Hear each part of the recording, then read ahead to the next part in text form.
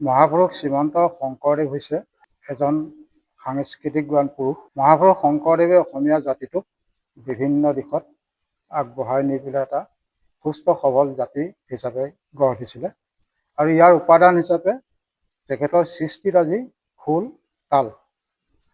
শংকৰদেৱৰ সৃষ্টিৰ যিখিনি গীত মাত, বাদ্যযন্ত্ৰৰ যিখিনি সুৰ লহৰ, সেইখিনি অসমৰ চুকে কোণে আজি প্ৰসাৰ হোৱা নাই। বৰ্তমান সময়ত শংকৰদেৱৰ যি সৃষ্টিৰাজি, আমি বৰদোৱাৰ থানত প্ৰকৃত যিটো শৈলৰাশি, বৰদোৱাৰ যিটো প্ৰকৃত শৈলৰাশি, সেইখিনি ইতিমধ্যে আমাৰ ইয়াত পালন কৰি থকা হৈছে। তথাপিতো বাহিৰলৈ আমি প্ৰচাৰ কৰিব পৰা নাই।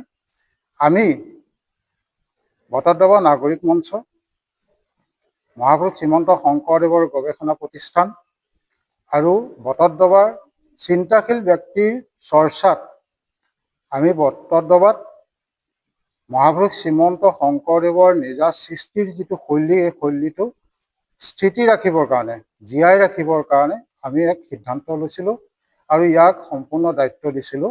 জীয়াই ৰাখি নৱপ্ৰজন্মক যাতে আমি ইয়াৰ মাজলৈ আনিব পাৰোঁ আৰু নৱপ্ৰজন্মৰ জৰিয়তে যাতে ইয়াক প্ৰসাৰৰ চেষ্টা এটা আমি কৰিছোঁ। আমি আশা কৰিছোঁ তেখেতসকল এক পাৰ্গত আৰু নিপুণ হৈ শংকৰদেৱৰ এই বিশাল সৃষ্টিৰাজিক বিশ্ববাসীৰ আগত জীয়াই ৰাখিবলৈ সক্ষম হ'ব। আমি বটদ্ৰৱা গৱেষণা কেন্দ্ৰত খোল শিকি আছোঁ। আমাৰ খোল শিকা প্ৰায় এবছৰ হৈ গৈছে। আমি এই দেৱবাদ্যটো বজাই পেলাই বৰ ভাল পাইছোঁ। আমাৰ গৱেষণা কেন্দ্ৰত আমাৰ গুৰুদেৱ হ'ল ৰঞ্জিত মহন্ত। তেওঁ অতি সুন্দৰকৈ খোল শিকাইছে।